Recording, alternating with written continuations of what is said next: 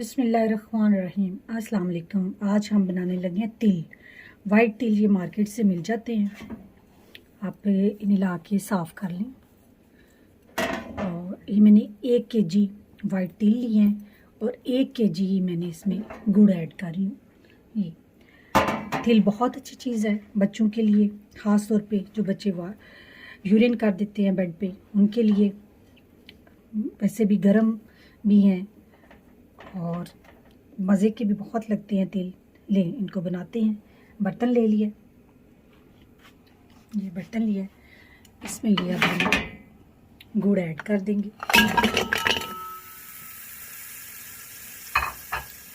गुड़ ऐड करने के बाद इसमें मैं 1 कप पानी सिर्फ ऐड करूँगी। आप पीस भी ले, अगर पीसना चाहते तो पीस ले, लेकिन मैं ऐसे ही ये 1 कप मैंने पानी ऐड कर दिया। अब हम गुड़ के मेल्ट होने के इंतज़ार करते हैं। थोड़ी देर में ये मेल्ट हो जाएगा। हल्की आंच पे आपने इसको करना है, आंच तेज़ नहीं होनी चाहिए।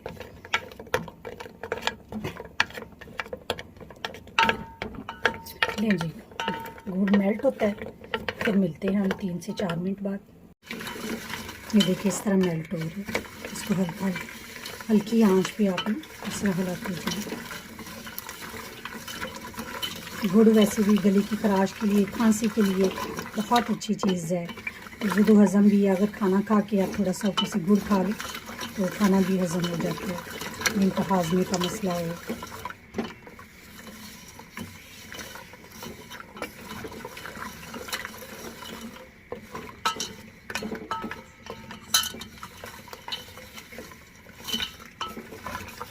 शराब होता रहेगा, अपनी आँच पे हिलाते रहना।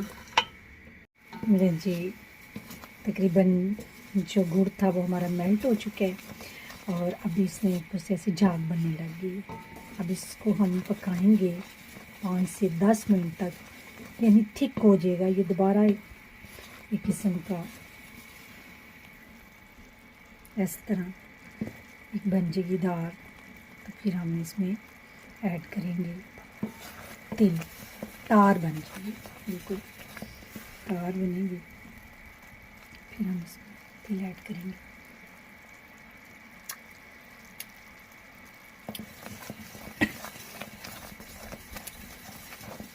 पकाएंगे इसे 5 से 10 मिनट तक ये पकेगा।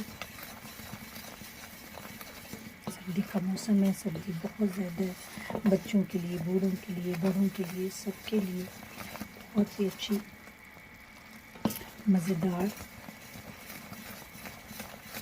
रेसिपी है।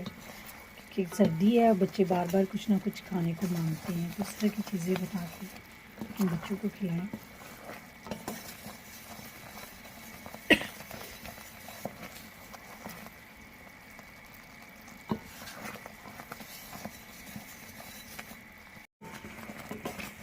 लें जी, बन चुके हैं। ये देखिए साफ उसकी तार बननी शुरू हुई।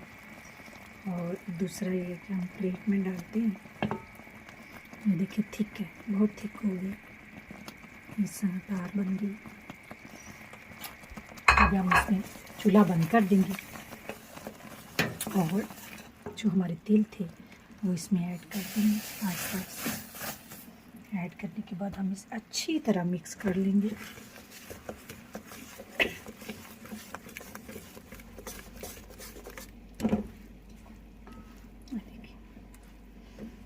इसको हम ठंडा होने के लिए रख देंगे।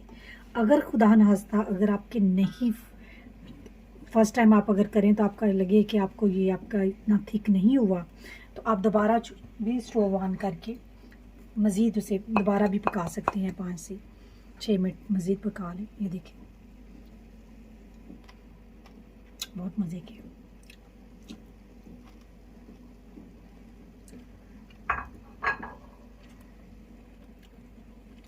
ये हमारे तिल तैयार हो चुके हैं। इनको अब हम ठंडा करेंगे। ठंडा करने के बाद हम इसे कटिंग करके टुकड़ियों में काट लेंगे। अगर आप इसमें बादाम ऐड करना चाहें, चारों मगज़ ऐड करना चाहें, पीनट ऐड करके बच्चों को देना चाहें तो भी कर सकते हैं। اگر یہ آپ کے تھک ہو جائیں تو آپ ان کو ٹکڑیوں کی بجائے چھوٹی چھوٹی، جس طرح ہم لوگ السی کی پنیاں بناتے ہیں ویسے چھوٹی چھوٹی وہ بھی بنا سکتے ہیں۔ اس ریسپی کو ضرور ٹرائی کریں۔ مجھے دیں اجازت، اپنی دعاؤں میں یاد رکھیں۔ اللہ حافظ۔